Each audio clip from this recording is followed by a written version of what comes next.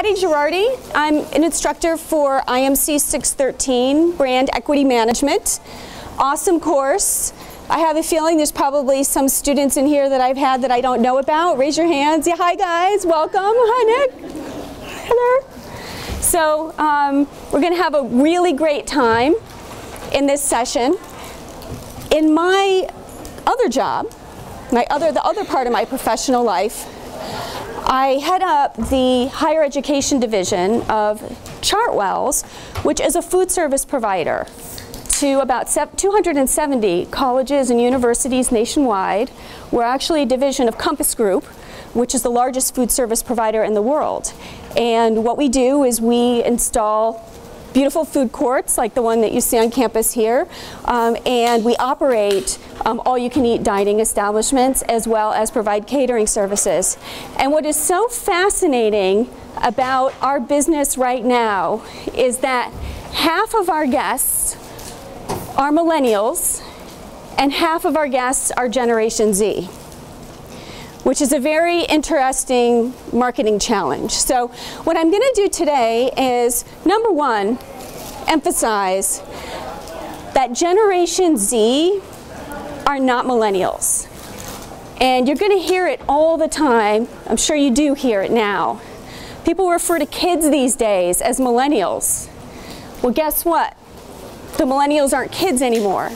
So what I want to do, just to get everybody on the same page, just to make everything really clear, is I'm going to start just by going through a handful of slides about millennials. Nothing particularly controversial in here, probably stuff that you already know, but just give us a base, and then we're going to contrast and compare from there. So, also known as Generation Y, millennials. Born 1980 to 1995. Of course, this varies depending upon the research source or the thought leader that you're studying in terms of the actual boundaries, but generally speaking, millennials are now 20 to 35. So I present to you that they are not really kids, but obviously there is a romance with this group because it is 25% of the population. Many of you are millennials, and you yield spending power of about $1.7 trillion, which is an unbelievable number. So everyone wants a piece of you.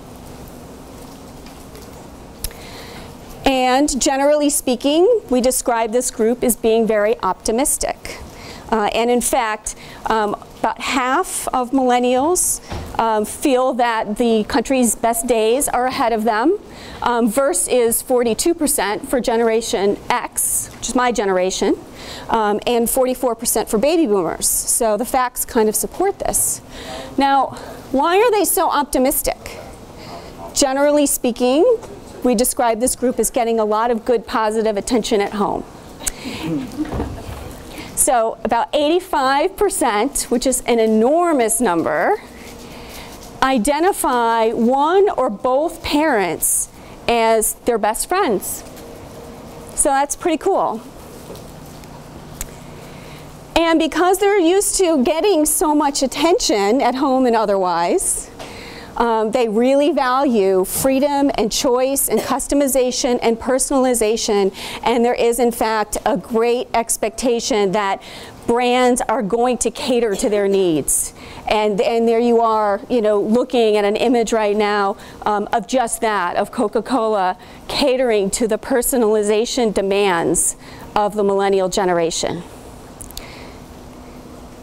They are values driven. In fact, about half of them actually say that they purchase products from companies that support social causes that they care about.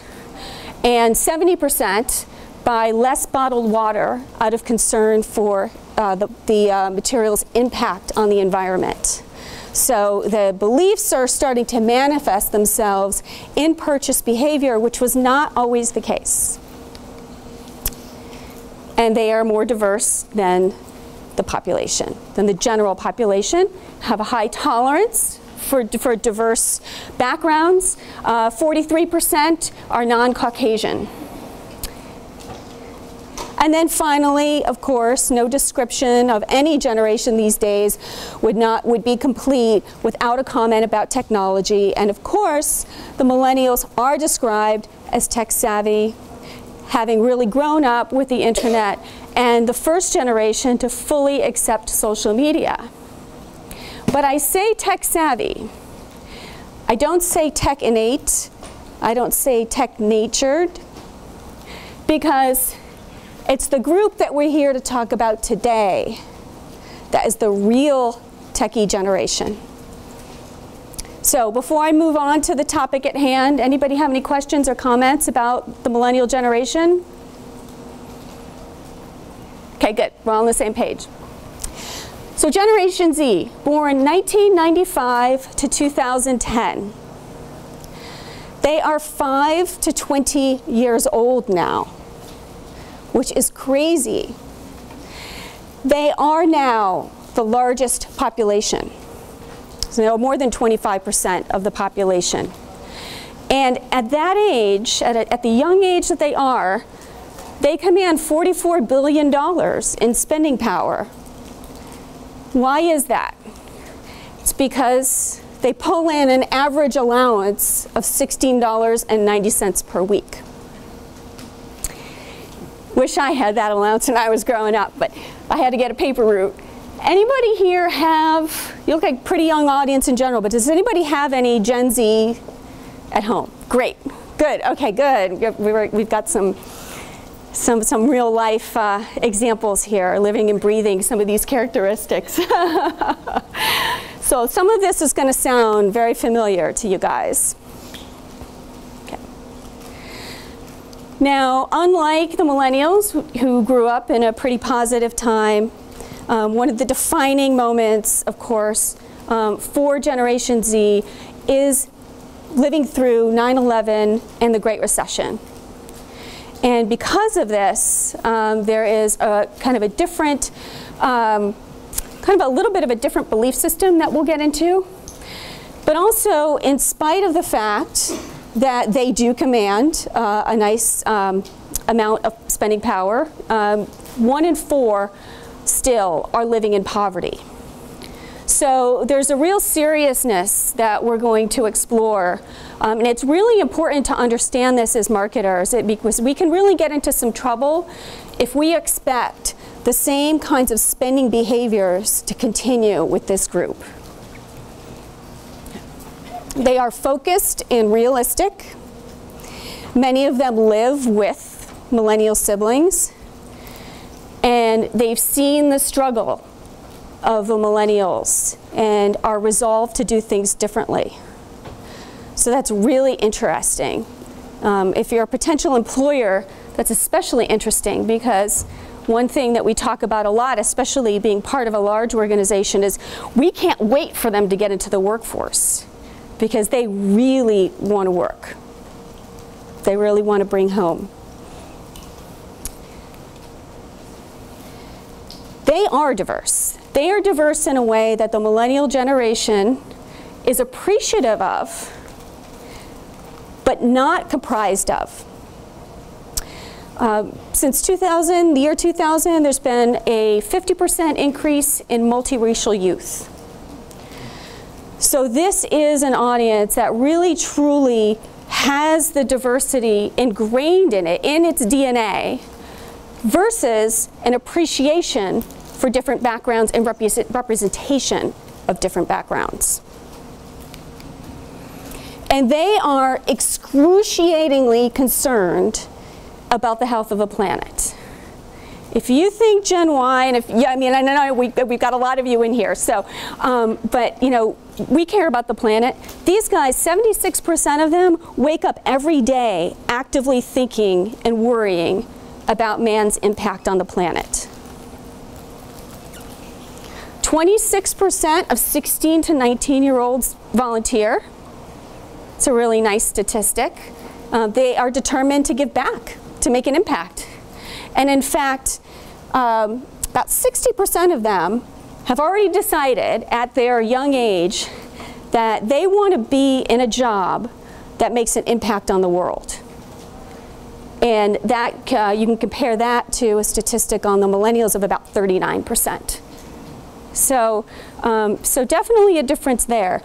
I'm sure you're kind of getting the feeling that in some ways this group is an extreme version of the millennials, and then in some cases they're actually quite opposite. So that's what we need to watch out for. Okay, I find this to be fascinating, and probably, aside from technology, probably one of the most important dynamics that's going on in the Generation Z household right now, which is that many of them are living with multiple generations. So grandparents have moved in, a lot of their millennial siblings have not moved out. They're getting less attention at home. So as a result, they've become quite independent and resourceful. And I'm sure somebody can tell me how they're getting their questions answered and finding their information. Right? We all know. It's coming from the internet. So that's an interesting dynamic. The other thing that is really defining about them is that they are, as a result of this, developing an appreciation for the wisdom of their elders and a respect for authority that's markedly different from their predecessors. So something to think about. As you might imagine, they are extremely worried about the economy.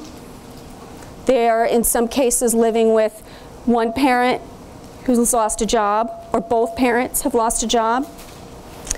They are very much impacted by local violence. So school shootings, unrest in the world. There's an awareness of unrest in the world, but there's a hyper-awareness of violence in their local communities. And I'm sure you can imagine some of the unfortunate incidents that have transpired on school grounds. These are almost, they say, more impactful than even 9/11 for these guys. As a result of this, they are hyper interested in value, and they are saving their money. So I think it's going to be very interesting when they kind of get a little bit older and we know more about them and they're kind of on the radar. How much spending power will they have once they're really out there making money? But they're going to put you through, as a brand, they're going to put you through the ringer in terms of really proving out that you can deliver value to them. And because they are so incredibly good with the technology, they're going to expect you to be on point across all platforms. So marketers who are not ready for this are really going to be challenged. They are less active. I'm sure somebody can corroborate this, right? 51% of teenage boys say that gaming is their #1 source of entertainment. And this is kind of the fun part for me, being in the food business.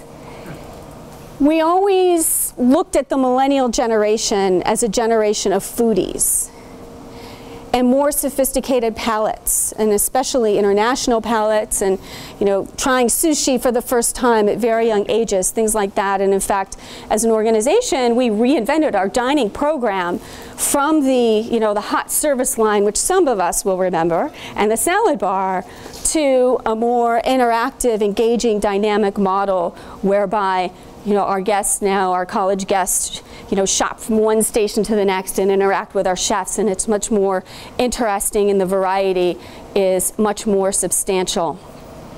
These guys are going to influence restaurant design to a degree that we can't even imagine. And it's going to be a challenge. I'll tell you why. Because number one, because of their fixation on value, they aren't necessarily as interested in going out as the millennials are.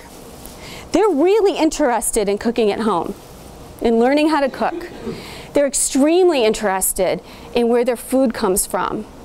Right? They're really, really interested in the local community, growing their own food even at this age, transparency around where the food's coming from, all the good stuff about, non-GMO, like this really matters to this group.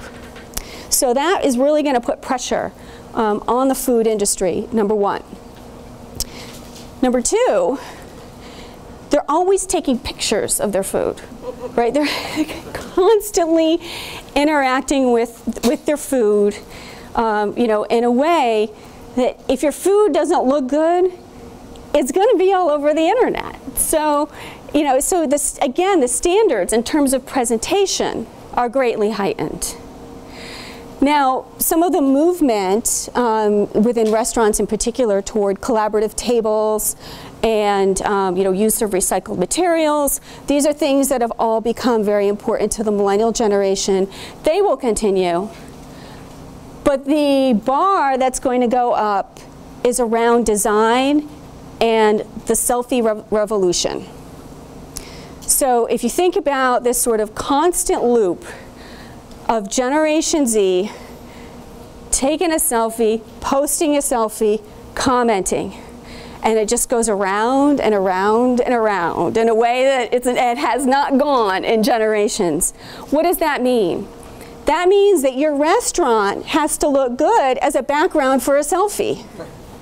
So think about that. So that's actually starting to influence the way that we talk about restaurant design and how the actual dining environment looks. A couple other things. The expectations for international cuisine, and in particular international mashups that are authentic, is also going to be greatly heightened. And this is because of their experience, their home experience with different cultures in the same household and foods that represent different cultures. So, so this is something as well to keep in mind. And then finally, maybe a not so positive outcome of some of the dynamics that we talk about with this generation is that because food is really kind of self-reported as their main vice, and yet activity has gone down so much, we are starting to see diseases that are not things that we want to see in this generation. So, so that's a good challenge for us. That's a good responsible thing that I think that you're going to see more and more food brands really kind of picking up that torch and saying that we need to provide better for you food because, we have a responsibility to keep people healthy. So, okay. They've always had it. And what is, again, really a defining characteristic of this generation is that they do not differentiate between social media and the internet. I see a head nod. I see a very aggressive head nod. They don't. In fact, 44% of them say that they researched the schools that they're interested in attending. This is just college-bound high school seniors. Research the colleges that they're interested in through their social platforms, not through the university's webpage. And half of them use the comments on these social platforms to make a decision about whether or not they were going to apply to that institution. So this is a much more significant integration of technology into this group's lives, and I think it's really a tremendous challenge for us. They multitask across 5 screens, digital screens on average at a time, and this compares to an average of 2 for the millennial generation. So they're expecting to see the same thing across all the platforms, and if you're not on digital, you're nothing to this group.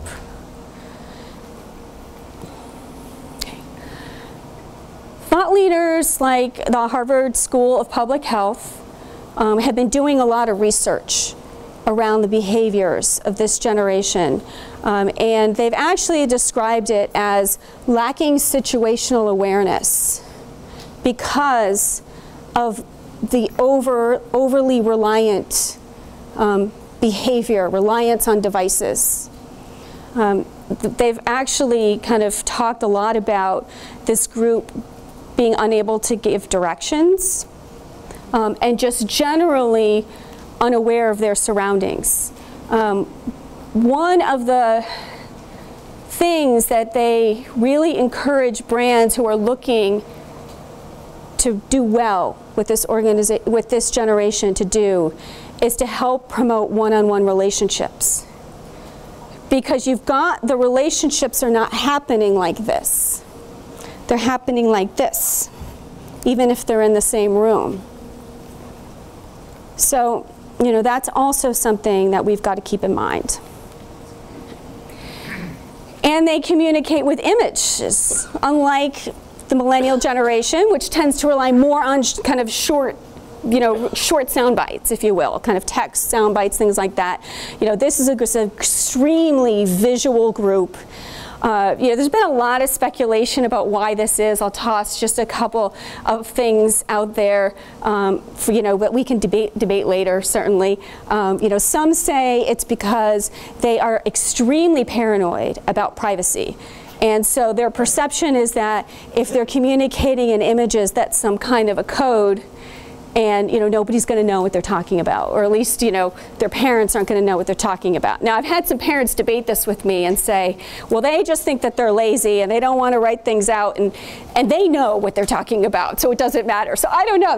I think that would be a very interesting conversation to have over cocktails. Yes? I read an article where the fallout from the new, well, not new, but the car seats, now this generation has grown, is everyone's toting their babies and infants in these seats from the car to the grocery, to the restaurant, and they're never held, that the amount of physical contact one-on-one is... That is really interesting. And it's funny because when you talk about that, that also makes me wonder. I didn't really say anything about Generation Alpha, which is 0 to 5. When you're talking about, you know, that age and that kind of behavior, it makes you wonder what the outcome of that would be. Yeah. Yeah. But even more so, I would imagine. Yeah, very interesting. Any other comments? Yeah. I had a question when you were talking about how they're having conversations, obviously, with their cell phones while they're in the same room, and the brands that are most successful are the ones that are encouraging the one-on-one interactions. What are a couple of examples, or how are brands doing that well, or which ones are doing it well? I'm actually going to show you a few case studies. That's part of the presentation, but I do want to comment on that, though, because that's something that our company, we're actually rebranding. We're going through a rebrand. I really wish that I could share with you what that looks like, but I can't do that today. But we're actually rebranding around this notion because we believe firmly that food is a way to, because it brings people together, that, you know, that business is kind of uniquely qualified to help promote personal relationships. And then I'll just make one comment that'll kind of, you know, tee us up for the campaigns that we'll talk about, which is that generally speaking, brands that are engaging this audience are acting like a friend and not as a company. And I think that somehow there's some kind of a connection there. Yeah. And we'll get into more detail about that. Anything else?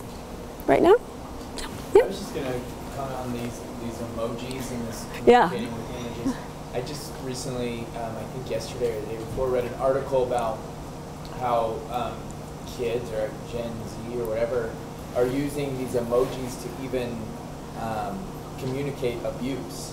That they're in abusive relationships and that they're suffering abuse, and they're communicating that through these emojis and through these images, even on a serious note like that. So that's part of the code. I mean, that's part of the thing that they're afraid to talk about in the open. Right. Yeah, that kind of plays right into that. Yeah, it's fascinating. Well, I was going to say it makes sense that they believe that visuals can't be translated the same way because they're the first generation to realize that they don't live under the guise of, well, Gen X believes, oh, if I'm talking, nobody can record what I'm saying. Exactly. There's no way to analyze it. And most people realize that we've moved over to digital VoIP on most communication systems, so everything that is a soundbite or written is actually being scrubbed for data to target advertising, and they've grown up with that. So they know that, okay, we have to look at the next symbology to communicate to avoid the filters and algorithms that are going to target us? All the evidence that I've seen seems to suggest that that's absolutely on target. Absolutely. There was a, oh, wow, this is great. Right, oh, we'll just work this way. Yeah. I'm curious, more and more is the children of this age, you said they have grown up and technology is innate, but at what age does it become their own technology? So, we see toddlers swipe right and they are swiping their parents' phones, but do they, I've had friends get their children their own tablets at ages 2 and 3. Have we seen any kind of research that indicates what personal introduction to technology and ownership might translate into the marketplace? I think you're talking about really the next generation, right? The 0 to 5 alpha, which is, everybody is saying watch out because they don't know, because it's pretty scary.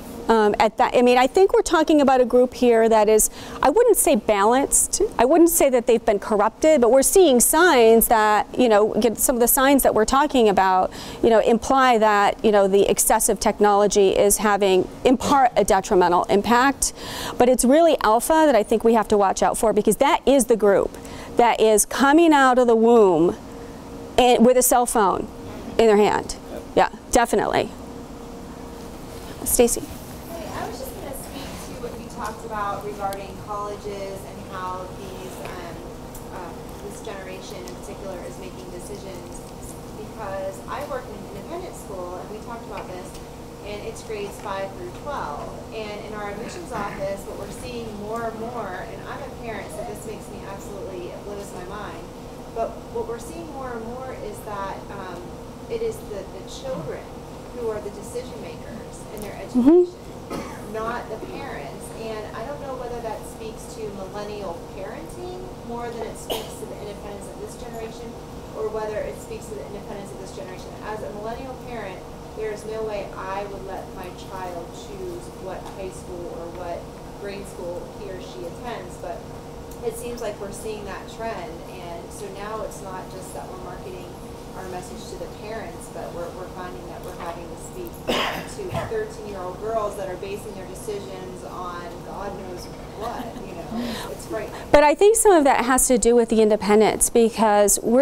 I see that in terms of, if you look at again, going back to food, because that's where we're doing most of our industry work around this group is, the Gen Z child has an enormous influence over the menu at home, so I mean that's a much smaller thing than education, clearly, but I guess the point is that that seems to not just be isolated to educational decisions, and this is only a hypothesis because I don't think we've answered it yet, but my hypothesis is that it has something to do with the fact that they are more independent, that they feel very smart, because they've had to go and look things up on their own, and they are very resourceful, and so there is a degree of confidence, even though it's not as optimistic as the millennial generation. I think that they feel that they know a lot because they've had to go and do their research. I think I'll take one more question. I think there was one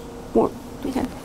You mentioned the 51% of boys gaming. Yeah. One thing, I don't know if you're going to talk about it or not, is that Generation Z, instead of having a myriad of things that they do, they pick one particular thing and they dive really deep on it. Absolutely. You'll see, for example, with gaming, that they go to conventions, they do cosplay, they look at comic books, etc., and it's all built off of that one interest. And that's what they focus on for years. It's not just grab one or two, three things in a myriad. That's a seriousness, and there's no doubt about it. This kind of seriousness, they're very focused. They feel pressure to be good at things, and and then they don't mind hard work. So they'll go and they'll focus and they'll kind of put their time in. You had a question, right? I just wanted to make a comment. I think we have enough I time. work for WB recruiting undergraduate students, so I'm just now getting acquainted with Generation Z. And one thing that I've noticed is because of the lack of social skill, the one-on-one social skills, they and their parents seem to be emphasizing more, like, what are they getting out of the education, not just in the classroom or extracurriculars, but like, is this an environment where they can build social skills? Like, the onus is now on us as universities to not only teach them the classes they need, but also to teach them how to be a person in a that is exactly right. And you know, all of the evidence, all the research suggests that marketers who stop referring to this whole group as one group and really latch onto that and figure out how to make that happen are really going to be the most effective brands out there for this audience. So good. Let's end on that, and then I'll take you through some more things, and then we'll have some more conversation. This is awesome. So they are used to constant advertising. Somebody said that up here, I think, in conjunction with the, you know, with the image communication, and you know, they're used to it. They don't mind it, but their patience, like the millennials, is short, and so you know, they want you to be respectful of their time. And they are open to brand messages. However, they really are not open to the hard sell. So it's really the brands that are acting like friends and building trust that you know, we'll talk about a little bit more in a second, that you know, seem to really connect most effectively with this group. And if they're not sharing your brand, you just don't even exist. So if they're not sharing you, it's just time to check out, because that's really what it's all about for these guys. If they believe in what you're selling, they are all about it. So technology is an obvious example. If you are attached to a social cause that they really care about, they're really going to want to interact with you. But again, they're not really interested in a sell, they're interested in a story. So they expect you to entertain them. They expect you to build a relationship with them. They don't want to hear about your product attributes, and they don't really want to hear about, you know, the kind of the cold hard price, unless you're talking about value specifically, or you're the low, you know, the low priced game in town, and that's how you compete. If you're trying to be a brand that's developing a relationship and really capturing some of the major spending power, then you have to do more than just talk about your product. Okay. So just to kind of sum up some of the takeaways, you know, as marketers, we want to remember this group is diverse. We need to depict them as diverse in our advertising, communicate across digital platforms, attach a social cause that they care about, talk about value, and you know, one thing to, you know, really think about is, how does this impact the traditional definition of integrated marketing communications? Because there's a part of me, when we are taking a look at when we're watching our guests, it's a part of me that thinks that they're not even looking at anything printed.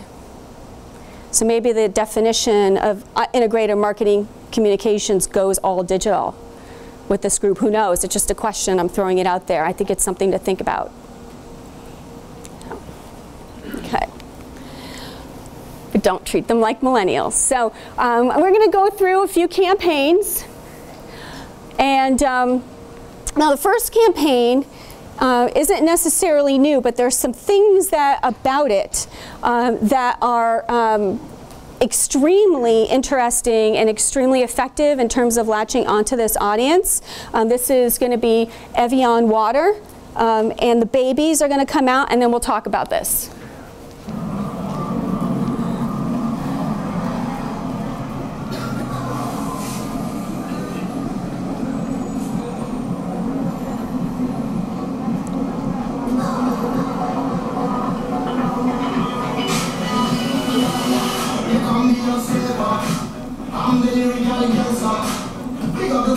Area.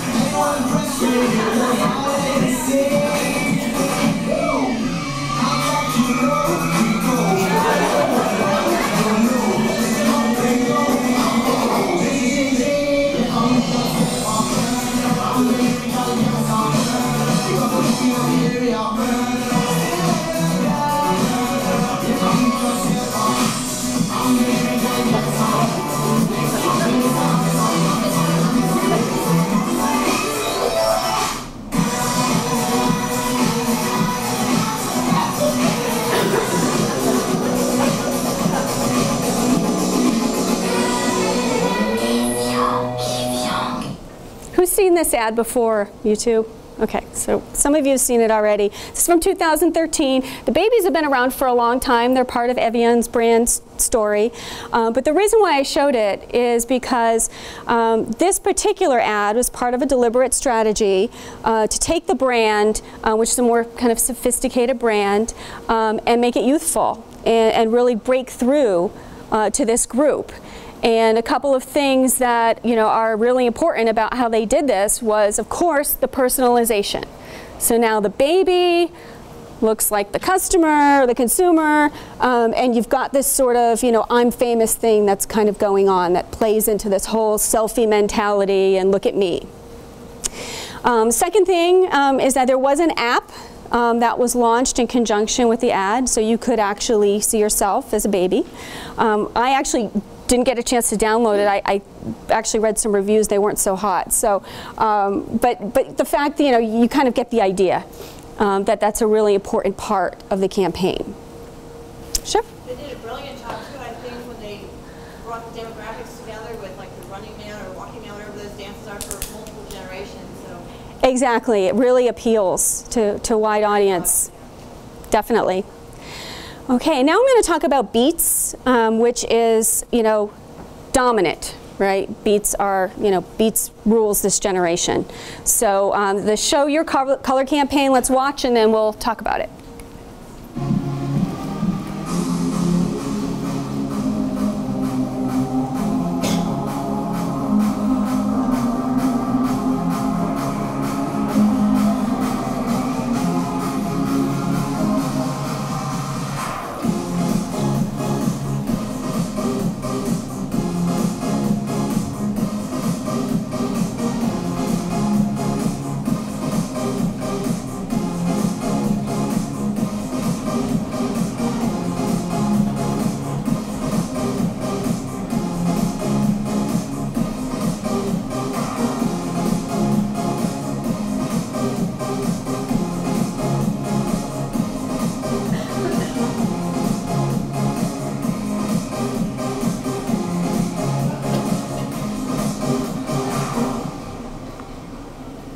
Okay, who's seen that before, or at least familiar with the campaign? Okay, fewer of you, but okay, so let me just explain. So this was a campaign that encouraged its participants to submit a photograph, on a kind of a blank wall, and then you could go and you could actually pick your color beats, and then a word that describes you, and post that, and you could be entered into drawings to win prizes that you couldn't buy. So you could appear in the chance to appear in a spot, things like that, meet celebrities.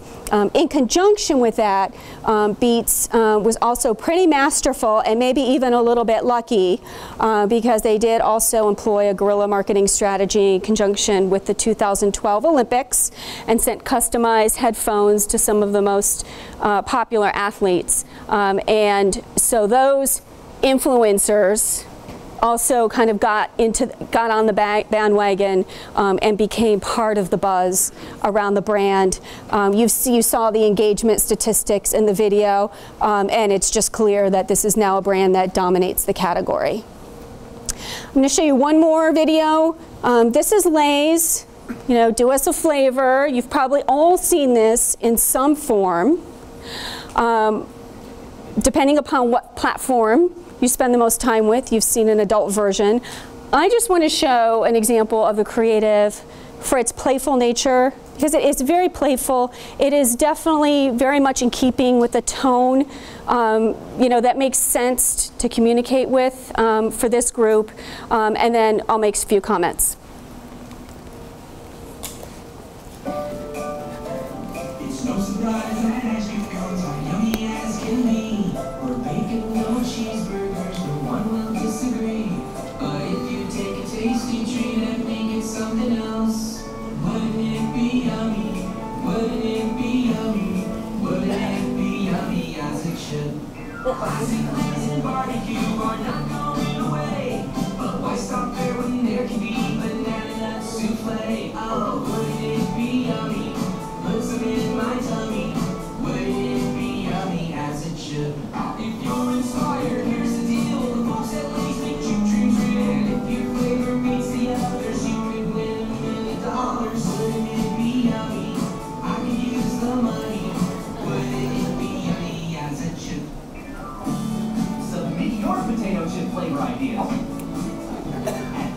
flavor.com. Okay, so I'm sorry, you're probably going to hear this song in your head all night. I will too. But I like to play that because I think as we kind of walk through our world and looking at our freshmen and our sophomores, we are finding that the expectation is be a little friendlier to us. Let's be playful. Let's have fun. It's a much less serious message in terms of advertising, right? I mean, we're still dealing with a serious group, but just in terms of how we're communicating, the expectation is we're going to be more playful.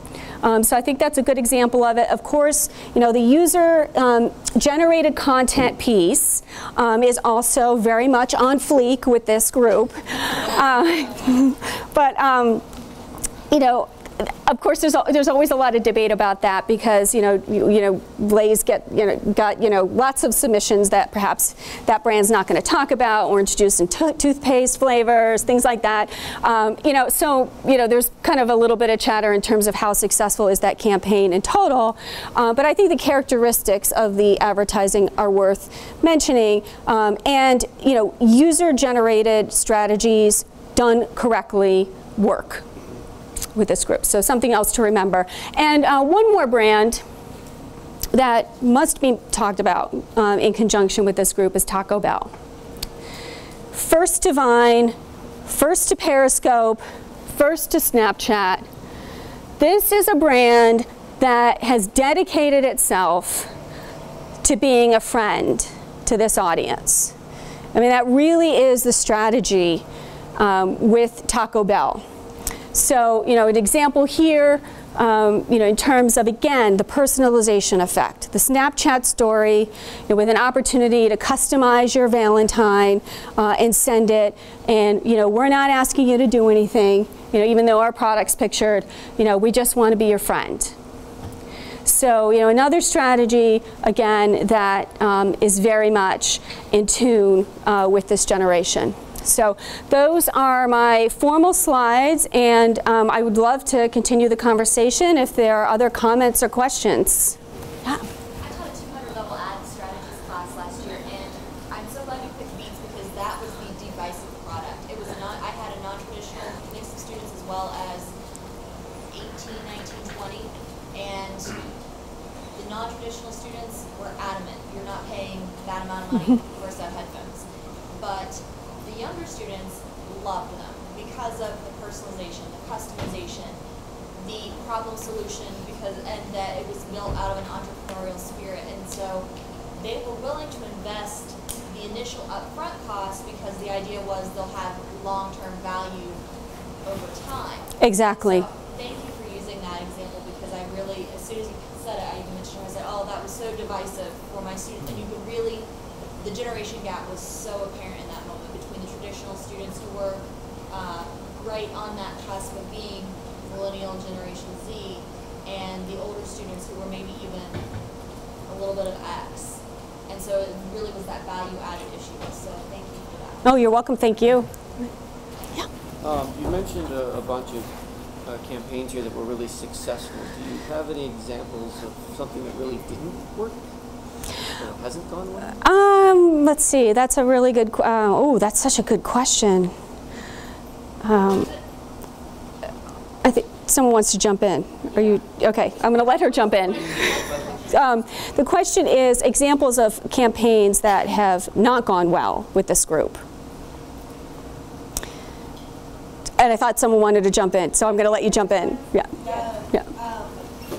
Or some fitness company, I can't remember who it was, but they were putting out billboards, that were intended to be, it's important to be fit, but people interpreted it as fat shaming, and it completely backfired on them, and I think it was predominantly with people in this age group.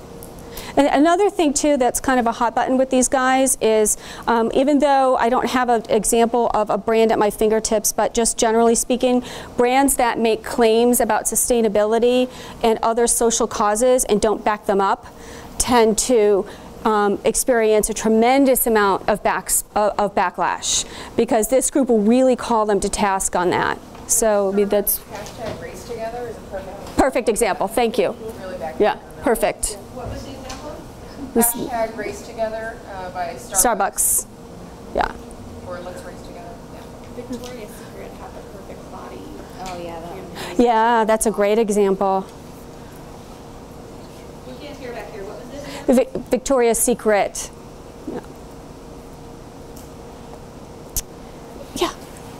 Or also like brands that are trying to go the angle like what we talked about with Taco Bell, that it's like, you know, they're cool and they're your friend. Denny's got huge backlash over a tweet that they tweeted, and I read it and I didn't even know what it meant. But it was like some quote from some rap song, and it talked about like flippa de grits or something like that, about like talking about Denny's and their breakfast, but it was like a quote from a popular rap song, and people were just like outraged over it because the older generation was like, I don't even understand what that means, what are you doing? And then the younger generation was like, Denny's doesn't align themselves. It wasn't credible. Yeah. Yeah, it wasn't credible. Yeah, Denny's doesn't really align themselves with that generation, so why were they doing something that was so out of character? I think that's right. That really speaks to the authenticity, because I really didn't go through that in a lot of detail, but I mean that's a buzzword that you're going to see continuously as you read more and more about it, is they really expect you to be authentic, and that's an excellent example of how perhaps that behavior wasn't authentic and they really suffered because of it. Yeah, I mean, I would agree on points like how J. Crew and the Gap were struggling, where companies like Uniqlo and Zara and H&M to some extent are really taking off because they're just appealing to that this here and now.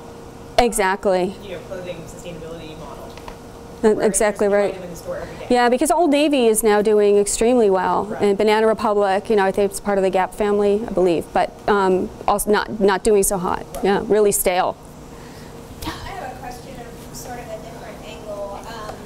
I've seen over the last couple of months some tweets, and your comment brought this to mind. There was one tweet, I think, from Pizza Hut during the Super Bowl about ovens, and it was timed near a mention of the Holocaust, and people were horrified. And there was a marketing firm that called themselves Strange Fruit, and there was a huge reaction because people could not believe that a PR firm would call themselves Strange Fruit without understanding the meaning of it. But a lot of the backlash also gets involved in how much history, context this younger generation has. So how does Generation Z react to, unfortunately, you know, some of these references to terrible things like, you know, American lynchings of African Americans, the Holocaust, that just might not be as much a part of their consciousness, but it really should be. Yeah, no, I mean that's a reality. There's no question about it. I mean, we take for granted experiences that have shaped our point of view that they may have never heard of, sadly. So I mean that's definitely a reality. Or just going off of that, jumping in on conversations, brands that jump in on conversations on social media to try and be relevant when they don't understand what they're talking about. I can't remember which pizza company it was, but there was one that jumped on the why I stayed versus DiGiorno, yeah, and it was like why I stayed because he had pizza or something like that, and got a ton of backlash from that. Yep. So it's like Bud Light. trying to be, the Bud Light, like, you know, taking no, out of your vocabulary.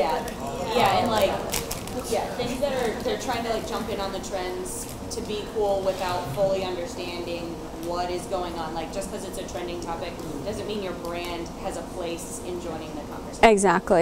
Exactly. I know you've had your hand up for a while. I think one brand I would like to see move through this generation and see how they do well, because I think they made a shift that you wouldn't expect, or you wouldn't think that they would even survive. It's like Motel 6. They're leaving the light on. Yeah. They had such a, you know, even for Gen X, had such kind of a dated view. You're like, okay, how are they going to transition into digital media and everything else?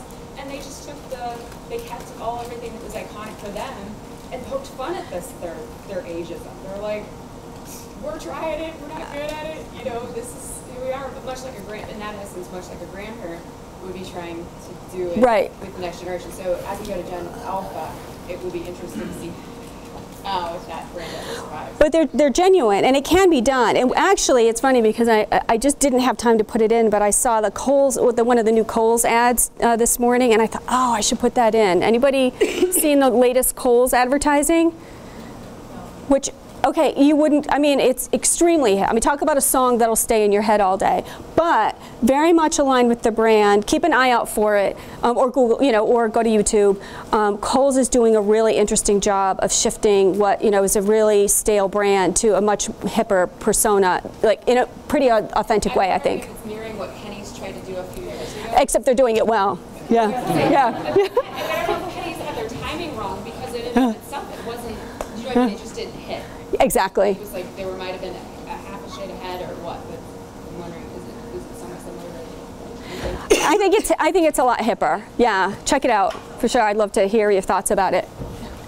But do you think that there's connection with the multi-generational living quarters? That they're endeared to something that's old, something that's I do. That's whatever, antique or whatever, you know, because of that living situation. I absolutely do. I think that they do have an appreciation, and I hope that, to your point, that they will learn more about history that will inform them. Because I think other than technology, I think that is really the most defining experience for them. I know you've been trying to get into. One observation I've made of my own Gen Z kids are that they're just growing up too fast almost. They're being forced to deal with things earlier in life than we had to as millennials. Right, because they're helping out at home in those situations where they're multi-generational and they have access to everything. They have access to information that we never had access to. Sure. Old souls. So one area that came up recently in the example, and I think this plays to more of the multi-generation, is Walmart didn't do as well this recently as they have in the past. And there was some debate as to what, using that as an example, but H&M and a few other brands as well. This has been the first time that there's been a lot of news around where inexpensive clothing comes from, and factories overseas and the brands that carry them. And the discussion was around a younger generation coming into more awareness that in order to get those lower brands from overseas, they're made by children overseas. Yes. Those pictures are relevant. Little younger Generation Z wouldn't quite understand that, but millennials and other generations in the same household that would be talking about that would have a very big impact on a shift on purchasing. And they thought that new awareness was contributing to some of the other impact just in general of where things come from. Yes. And who's making them in order for us to get the better deal. It really does seem to bear out now, where I think people were skeptical. You know, when we started talking about social causes, there was a lot of skepticism around whether or not those beliefs would impact purchase behavior, but the data would suggest, to your point, that it is starting to impact purchase behavior in a pretty major way. Oh, sorry, he's been raising his hand. You go first. Oh, thank you. That's so kind. That's so polite. Since I need counsel on this. How did I not see you? Starting 2 weeks from today, my home will be inhabited for 8 days by 2 boomers, 2 X's, a millennial, and 2 Z's. So you know how to deal with them, right? Do you think our whitewater rafting plan is a good idea? How will that go? I think you're going to have quite a ride there. I think it's going to be a very digital week. They can teach you everything you need to know if that you don't know already about technology, I suppose. Should be interesting. Stacy? I was going to speak to the gentleman who just talked about that this generation of children are growing up very quickly, because I too have a Z, is that the correct term? I have a Z who's an 8-year-old little girl, and the one thing that I think that is important as marketers for us to recognize too is that this group is so pressured to perform at such a young age, more so than we ever have been in our entire life. I mean, to the point where if you don't have your kid in kitty kick, forget about them playing soccer in 5th grade. I mean, it's just an unbelievable pressure high schools and choosing a college, the pressure they put on themselves for SATs, I never remember being that stressed out.